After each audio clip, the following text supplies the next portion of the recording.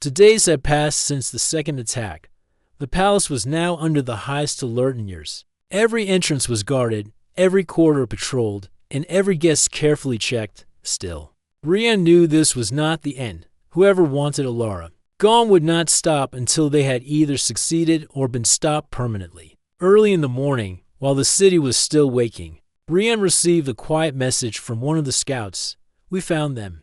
The scout whispered over the communicator. "A camp in the eastern hills. We believe it's their leader." Rian looked at Alara, who stood near the window, the pale light falling across her face. He did not want to leave her, but this was their best chance to end it. "If I don't go," he told her, "they'll keep sending more assassins.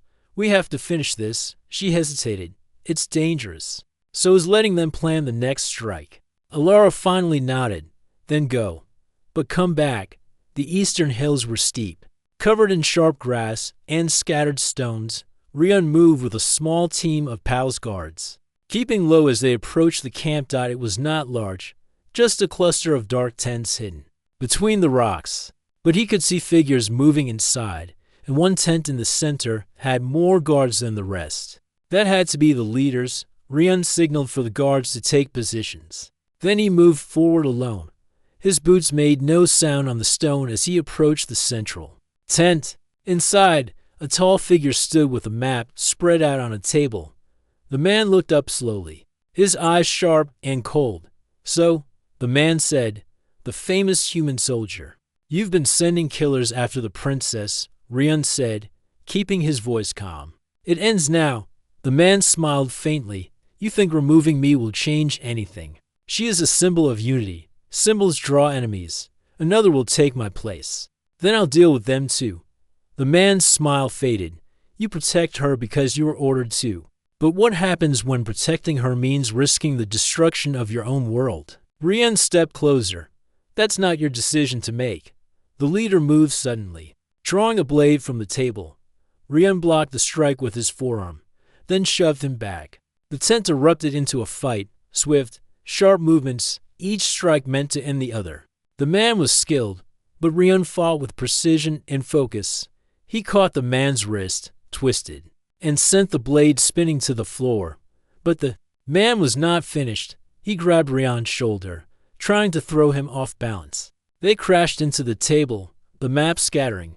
Outside, the guards were shouting as the camp broke into chaos. The leader lunged again, but this time Rian sidestepped, using the man's own momentum to send him into the tent pole. The pole snapped, the tent roof sagging. Rian pinned the man to the ground. "It's over." The man looked up at him with cold eyes. "You saved her for now, but the galaxy is bigger than your courage, soldier." Rian bound the man's hands and signaled the guards, "Take him back to the capital. He'll face judgment there." By the time they returned to the palace, the sun was setting. The sky burned orange over the towers, and the city's lights began to flicker on one by one. Alara was waiting in the courtyard.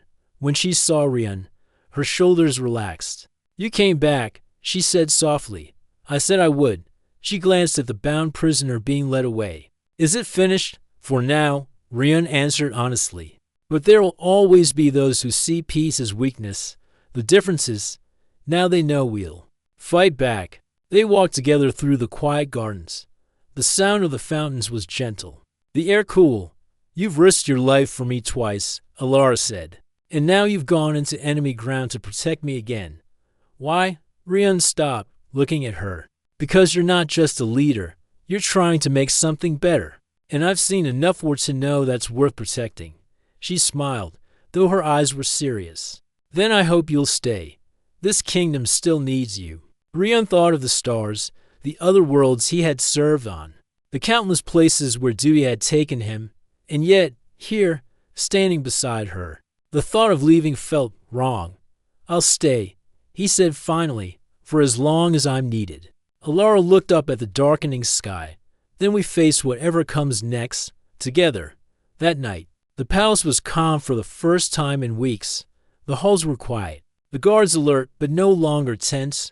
Rian stood on one of the balconies, watching the city lights. Somewhere out there, others were still plotting, still dreaming of tearing down what Alara was building. But he was ready. For now, she was safe. And as long as he was here, he intended to keep it that way. Far above, the stars shone bright, silent witnesses to a fragile peace that had been won not just with words, but with courage, trust, and the will to stand between danger and the one who carried hope for her people. The galaxy would always have its threats, but tonight, under the silver light of the moons, Rian allowed himself a rare moment of rest, because tomorrow, whatever came, he would be ready. The halls of the Zorth royal palace glittered with gold and light, but Princess Arya felt only the cold. She sat in her silver chair by the balcony, her legs wrapped in soft fabric, useless for walking. Below, the grand courtyard buzzed with soldiers in shining armor, training with heavy spears.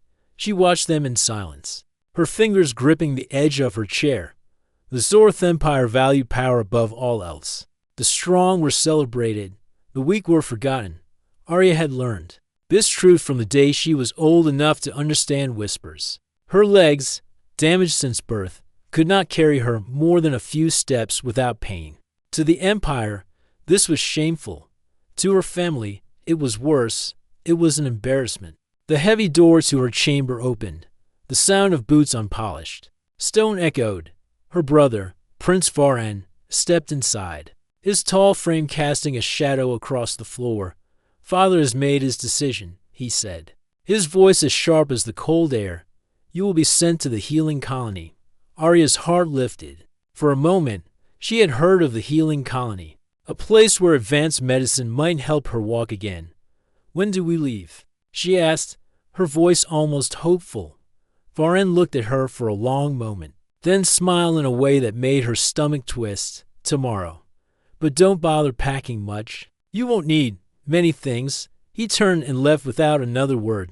The next morning, 2 guards came for her. They spoke little, their faces like stone. Arya clutched the small satchel she had packed, a few clothes, a book she loved, and a crystal pendant her mother had once given her. She followed the guards through empty corridors until they reached the royal landing bay. A sleek transport ship waited there, its metal skin dull and scratched. Nothing like the polished vessels she was used to. She frowned. "Is this the ship to the colony?" Neither guard answered. They led her inside and strapped her into a seat. Moments later, the ship lifted off, the palace shrinking into a tiny speck below. Hours passed in silence. The stars outside the windows stretched into thin white lines as the ship jumped into faster than light travel. Arya tried to picture the healing colony, clean halls, kind doctors, the smell of fresh air, but unease gnawed at her. When the ship finally slowed, she peered out the window. Her breath caught. This was no healing colony. A dead mining station floated in the darkness, its hull dented and scarred from years of neglect. No light shone from its windows. It looked abandoned, lifeless. The guards unbuckled her restraints. One took her arm, guiding her toward the exit ramp. "What is this place?" Arya demanded. Her voice shook, but she tried to sound firm. No answer.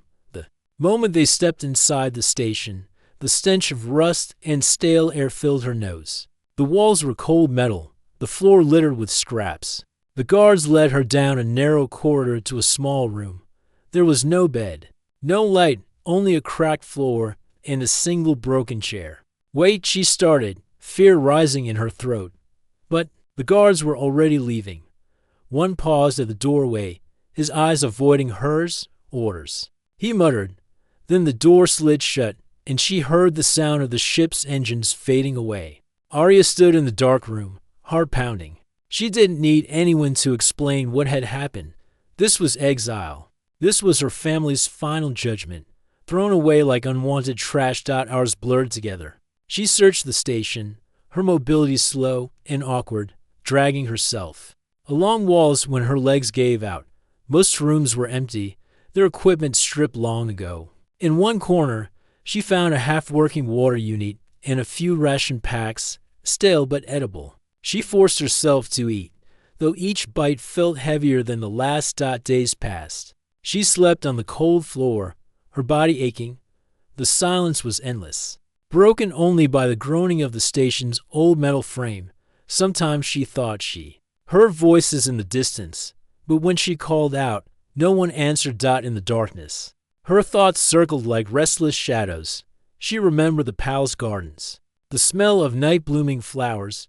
She remembered her mother's soft hands braiding her hair. She remembered her father's gaze, not warm, not proud, only cold and measuring. She wondered if anyone even noticed she was gone. One cycle, the air grew colder. The station's old heating unit was failing. Arya wrapped herself in her thin cloak and tried to stay near the working water unit. Her body felt weaker each day. She didn't know how long the rations would last, or if she would survive long enough to finish them. She tried to be strong.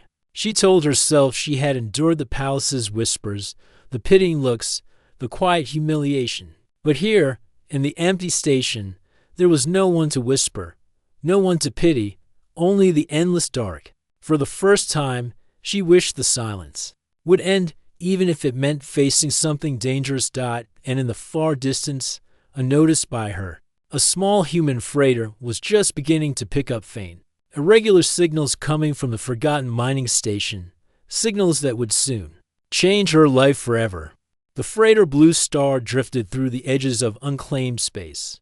Its hull bore the marks of years of travel, scratches from asteroid dust, faded paint from distant suns. At the controls sat Daniel, a human pilot with eyes always scanning the starfield for something worth salvaging. Life on the frontier wasn't easy, but he had learned to survive by finding what others overlooked. That day, his ship's scanner beeped softly. A faint signal flickered on the display, irregular, weak, almost lost in the static. Daniel frowned. This sector was known for old mining stations, most picked clean decades ago. Still, signals meant there might be something left. He adjusted course, the Blue Star sliding through the darkness toward the source. Slowly, a shape emerged from the shadows, a massive, broken ring of metal orbiting nothing. The mining station was lifeless, its hull dark and scarred. No beacon, no welcome signal. But the scanner still caught something, faint, but alive, strange. Daniel muttered, "Old stations don't send life signs." The docking clamps groaned as they connected to the station's airlock. Daniel suited up, his boots clanging against the ship's metal floor. He checked his sidearm out of habit, not because he wanted trouble, but because abandoned places often attracted the desperate. The airlock door opened with a hiss. Inside, the station smelled of rust, dust, and stale air. His helmet's light swept over cracked walls and scattered debris. The silence pressed in around him. He followed the life sign reading on his wrist display, stepping over loose wires and bent panels. The signal led him through narrow corridors, past rooms stripped of equipment, until he reached a small chamber at the far end. There, curled up on the cold floor, was a figure. She was thin, her clothes worn and frayed, a silver cloak wrapped around her shoulders, but her hands were trembling from the cold. Her skin was pale with a faint, soft glow, unlike any human tone. Long silver hair, tangled and dull, spilled over her face. Her eyes were closed, and for a moment Daniel feared he was too late kneeling. He touched her shoulder gently. "Hey, can you hear me?"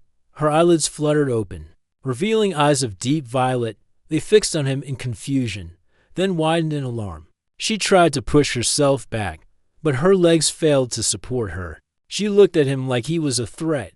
"It's okay," Daniel said quickly, raising his hands to show he meant no harm. "You're safe. I'm not here to hurt you." Her voice, when it came, was hoarse. "Who are you?" "Daniel. Just a pilot passing through." He glanced at her weak legs, at the way she leaned heavily on one arm. "You're not going to survive here much longer. Let me get you out." For a long moment, she didn't answer. Her gaze flicked to his strange human features, his rough clothes, the patches on his suit. She had never seen a human before, not this close. She had heard whispers in the palace of their stubbornness, their strange sense of honor. But why would one risk helping her? "You shouldn't be here," she said weakly. "This place, it's forgotten for a reason." Daniel gave a small, tired smile. "Most of the good finds are in the forgotten places." She blinked at him, unsure if He was joking. Daniel removed his outer jacket and draped it over her shoulders. She stiffened at the unexpected kindness. Then, without asking further, he lifted her carefully into his arms. She was lighter than he expected, too light, as if she had eaten little for days. Her cloak slipped aside, and he saw the makeshift walking aid she had fashioned from broken metal rods. It was crude, but it told him everything about her struggle. As they moved through the station, she kept glancing at the shadows, as if expecting something to appear. Daniel noticed, but didn't ask. Not yet. They reached the airlock, and he helped her into the Blue Star. The change in air was immediate, warmer, cleaner. She breathed deeply, almost in relief. Inside, Daniel guided her to a small cabin with a padded seat. "Sit here," he said. "I'll get you water." She obeyed, though her eyes still darted around the cabin as if trying to understand this strange human craft. When Daniel returned, she drank slowly, her trembling hands holding the cup like it was the most precious thing in the galaxy. "Thank you," she whispered. "Don't mention it." He crouched in front of her, studying her tired face. "What's your name?" She hesitated, then said, "Arya." "Well, Arya, you've had a rough time. You can rest here for a while. I'll take you somewhere safe." Her gaze dropped to her lap. "There's nowhere safe for me." Daniel didn't push for details. He had seen that look before, the guarded, heavy silence of someone carrying too much pain. But he also knew that leaving her here in space was not an option.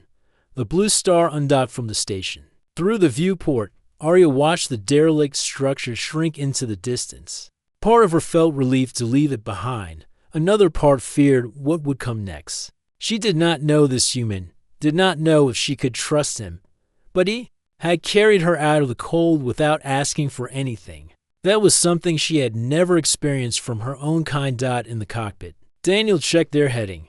He would steer toward a quiet trade hub in neutral territory, somewhere with food, shelter, and no Zorth patrols.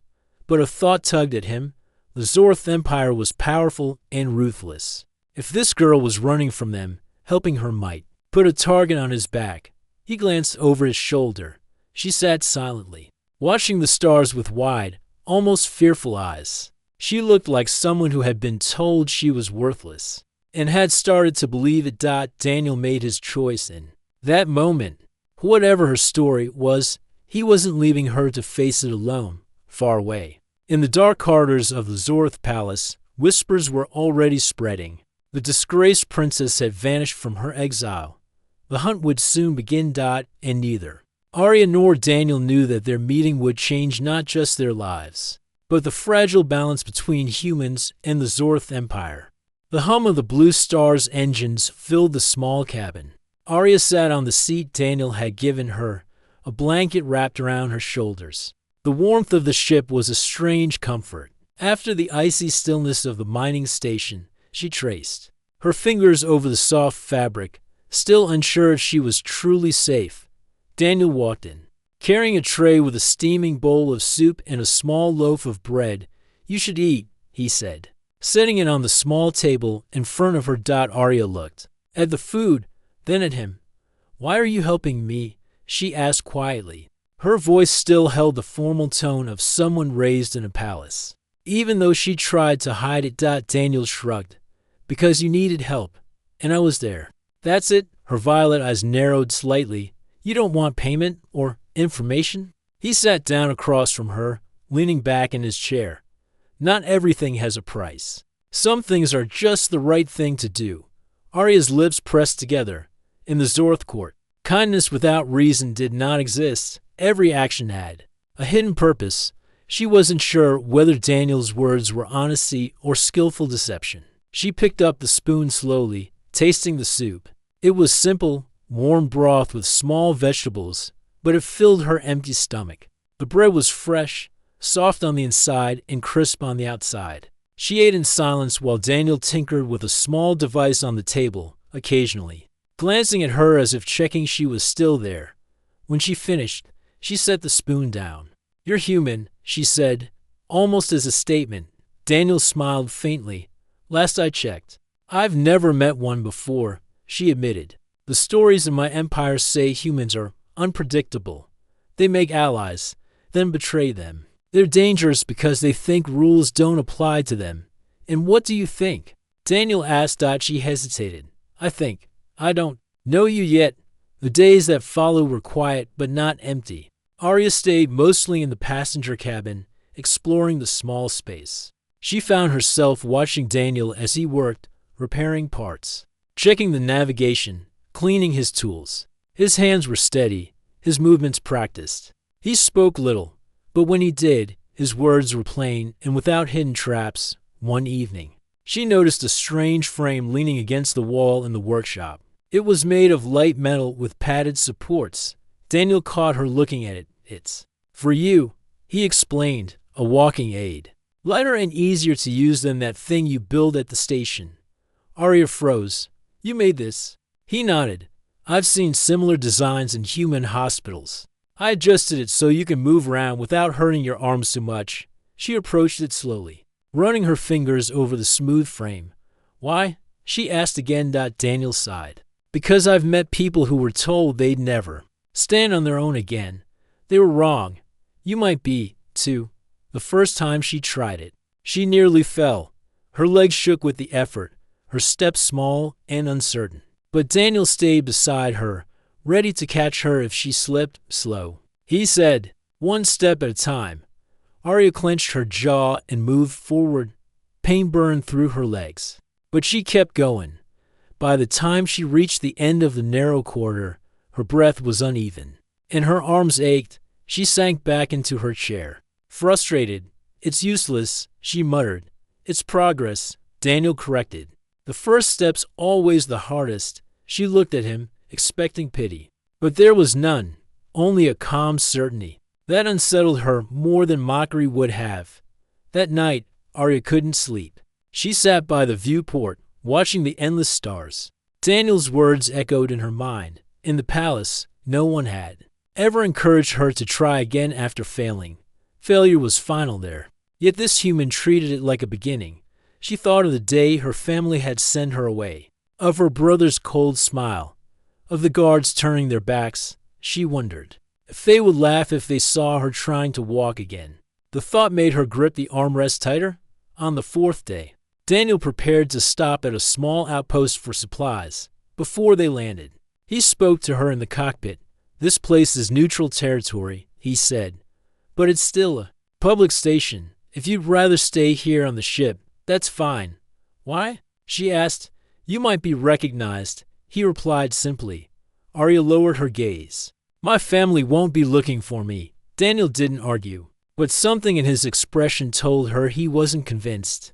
She decided to stay aboard while he went out. From the viewport, she watched him walk through the docking bay, blending easily into the flow of travelers. His steps were unhurried, confident, the steps of someone who belonged anywhere he chose. When he returned, he brought not just food and tools, but a small packet wrapped in soft cloth. For you, he said. She opened it to find a pair of gloves, finely stitched and warm. They fit her perfectly. You didn't have to, she began. I wanted to, he said, then went back to unloading supplies as if it were nothing. Arya stared at the gloves for a long time. They were simple, but they were hers.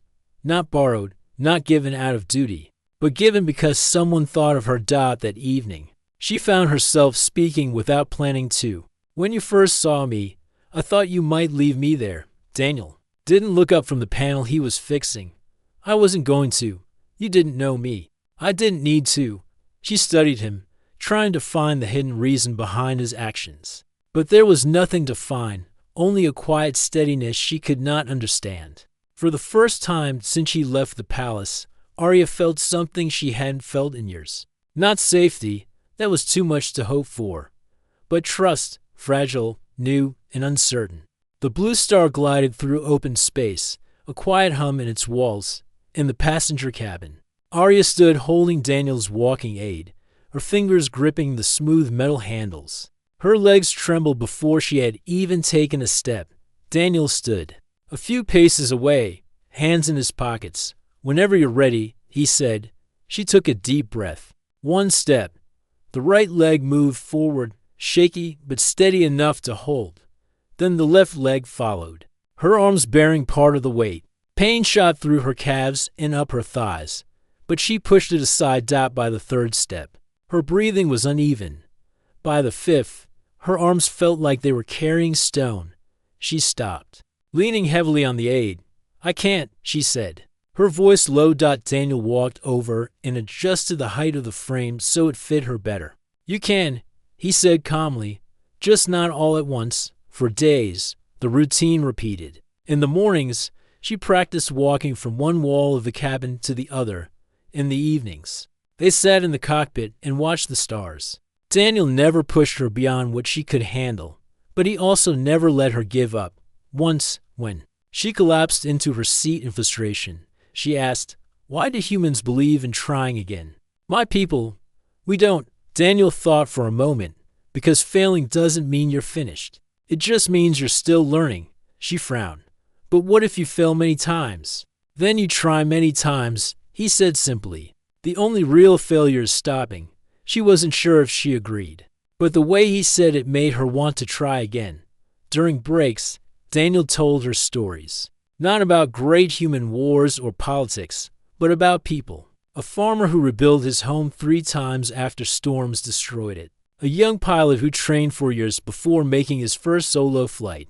A doctor who saved lives with nothing but scraps of equipment and determination. To Arya, these were strange tales. In the Zorth Empire, glory was won quickly or not at all. There was no honor in struggle, only shame. Yet these humans seemed to think struggle was the path to honor itself. One evening, she told him about her home. She spoke of the golden towers of the palace, the vast markets filled with bright fabrics, and the gardens that glowed under the twin moons. But her voice grew colder when she described the royal court. "They don't see people," she said, quietly, "only usefulness. If you can't serve their image, you're nothing." Daniel didn't interrupt. He simply listened, his eyes steady on hers. A week into their journey, she managed to walk from one end of the narrow corridor to the other without stopping. It wasn't far, but it felt like crossing a great field. She smiled, just a little. When she reached the wall, Daniel noticed, "You're getting stronger." Her smile faded quickly. "Not strong enough. Maybe not yet," he said. "But you will be." His certainty unsettled her. No one had ever spoken of her future as if it were certain. In the palace, her future had been decided long ago. Sometimes, she would sit by the viewport after practice, watching distant suns drift past. The stars seemed endless. She began to wonder if there were places out there where strength was not the only measure of worth. One night, she asked, "Do humans have rulers like my family?" "Some do," Daniel said. "But in many places, people choose their leaders." "Choose?" She tilted her head. "Why? So they can change them if they stop doing what's right." She thought about that for a long time. In her world, power flowed only through bloodlines. Choice was something given to the strong, never the weak.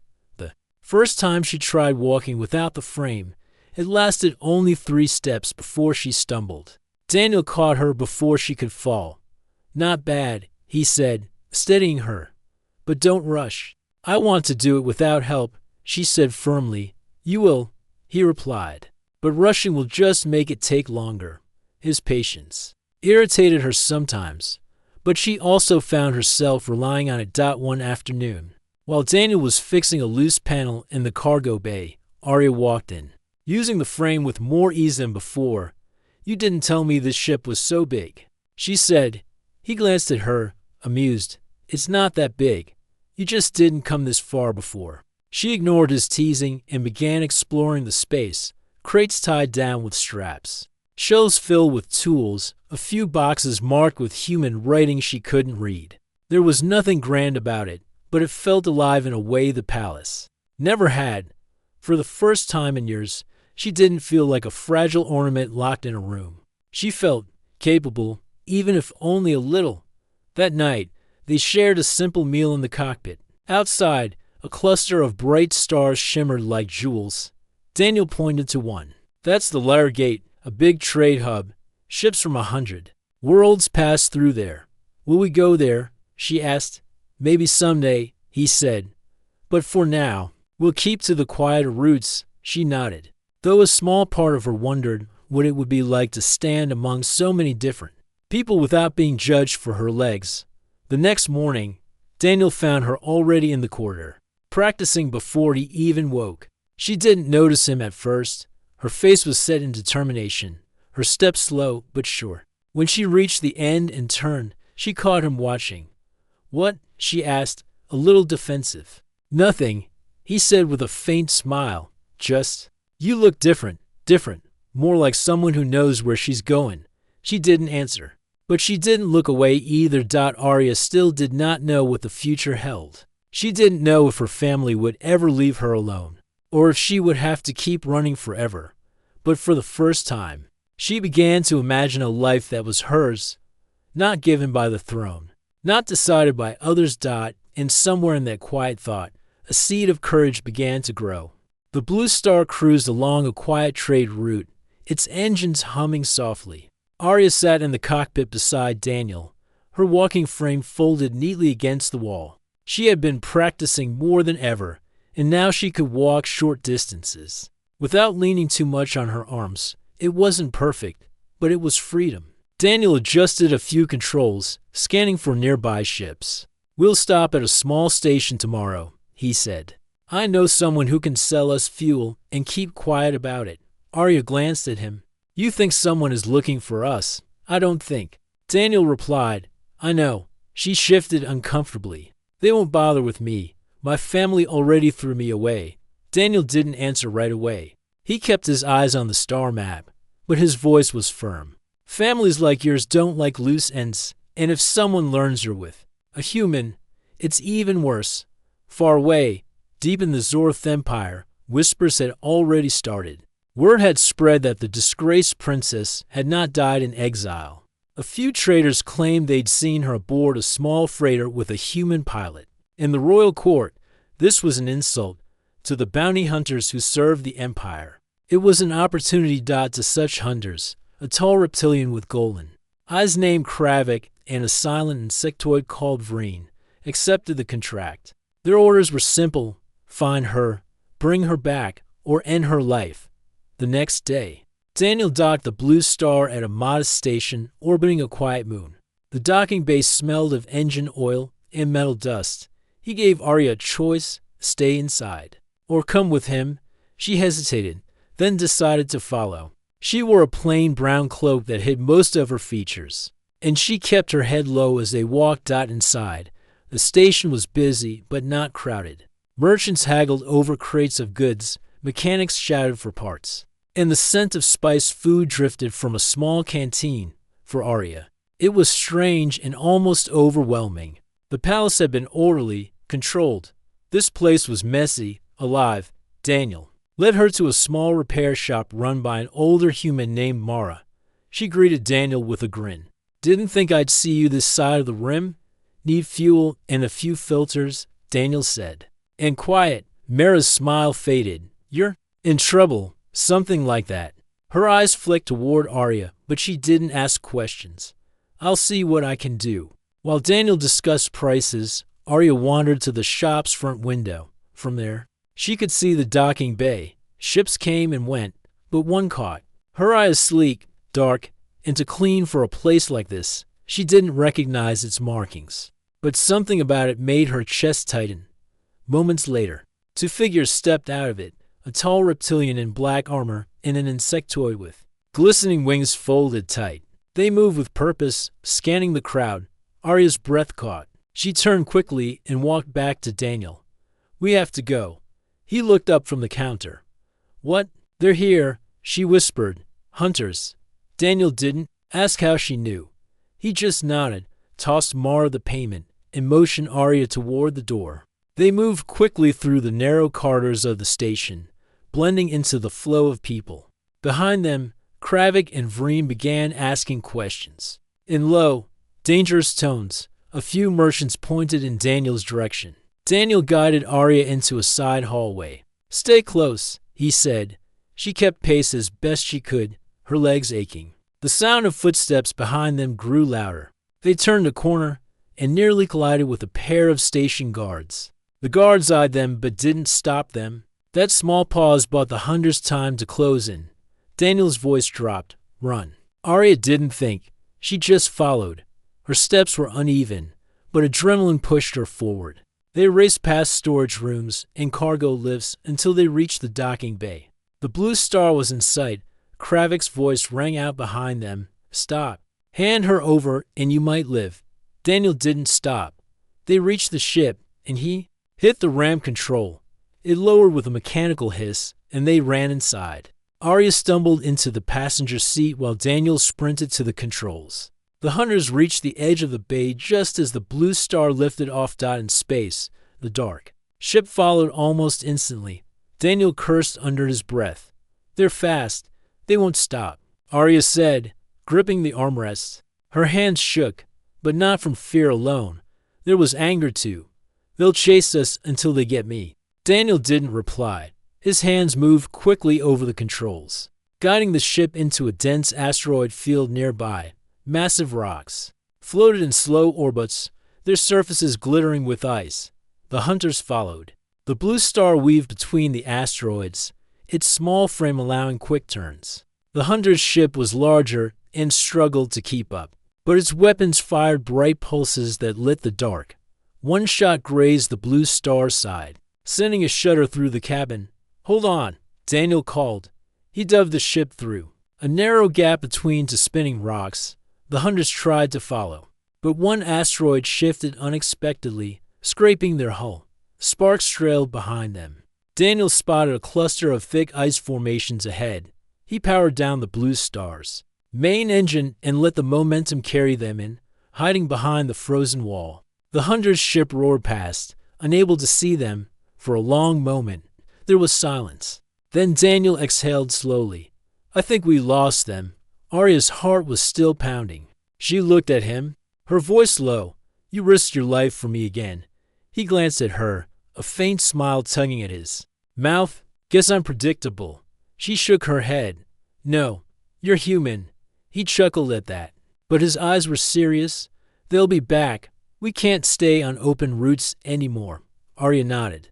The fear was still there, but so was something else, a decision forming quietly in her mind. She was tired of running without purpose. If her family wanted her gone, then fine, but she would not let them decide the end of her story. Somewhere deep inside, she was already planning her next step. The hum of the ship's engine was the only sound inside Daniel's freighter. Outside, the stars slid past like tiny rivers of light, but inside, Arya's mind was a storm. She sat in the small co-pilot's seat, staring at the navigation screen, her fingers tapping lightly on the armrest. For days now, she had been feeling something strange, a pull inside her. It was not fear, at least not the kind that froze her. This time, it was a restless energy that told her she had to do something. Daniel glanced at her. You're quiet, he said, adjusting a few switches. More than usual. I have been thinking, Arya replied softly. All this time, you have been protecting me, but I cannot let you do this alone. I must help. Daniel raised an eyebrow. Help? You already do. You keep me from losing my mind in the middle of nowhere. Arya gave a small smile but shook her head. That is not enough. I have knowledge. Things about my family, my people. I can use it. Daniel studied her face. You sure? Once you start getting involved, there's no going back. The Zorth don't forgive, and they don't forget. I know, she said, her voice steady. But if I keep hiding, they will win, and not just against me. Others like me will also be thrown away, forgotten. I will not allow it. For the next several days, Arya worked side by side with Daniel. She learned how to read his navigation charts, how to scan for patrols, and how to repair minor damage to the ship. At first, she moved slowly, her hands unsure, but Daniel was patient. You're getting better at this, he told her after she finished repairing a panel. It is because you teach well, Arya replied.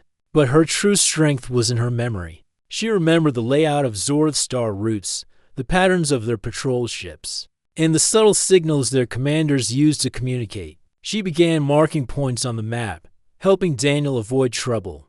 One night, while Daniel was sleeping, she sat in front of the ship's computer, running a search through the files they had collected from abandoned stations and old data caches. Her fingers paused when she found something, a sealed message from her uncle, the Prime Minister of the Zorth Empire. The message was short, but it was enough to make her heart pound. It was proof that her exile was no accident, proof that her uncle had lied to the Emperor, convincing him that Arya's presence weakened the royal image. And worse, the message revealed a plan to remove other members of the royal family who might stand in his way. When Daniel woke up, she was still staring at the screen. "You look like you found something," he said, walking over.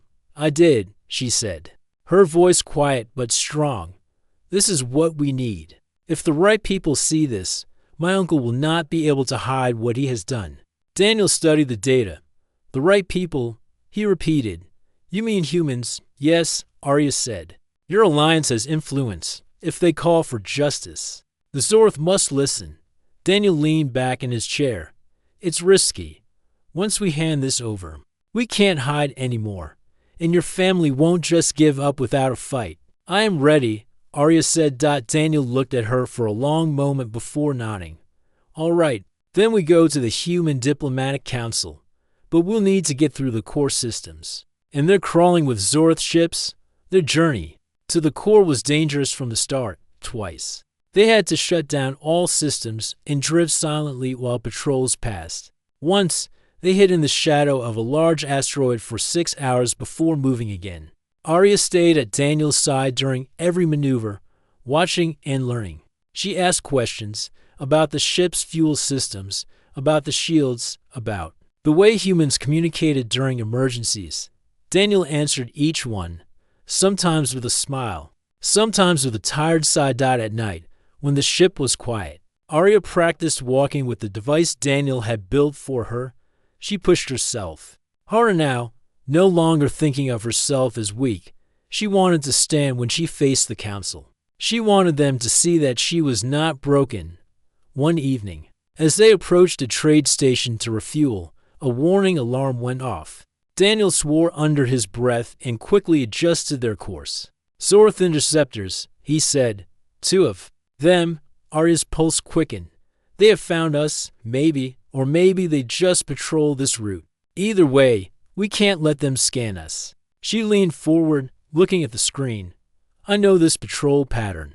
If we drop into the gravity well of that gas giant, their scanners will lose us in the interference." Daniel glanced at her, impressed. "You're sure?" "Yes," she said firmly. He didn't hesitate. "Then let's do it." They dove into the thick, swirling clouds of the gas giant, the ship shaking under the pressure. For several tense minutes, Daniel kept them low, avoiding the worst of the turbulence. Finally, the scanner showed the interceptors breaking away. Daniel let out a breath. "Nice call, Princess." Arya allowed herself a small smile. "We make a good team." By the time they reached the core systems, the bond between them had deepened. Arya no longer felt like a passenger. She felt like part of the crew, even if the crew was only 2 people.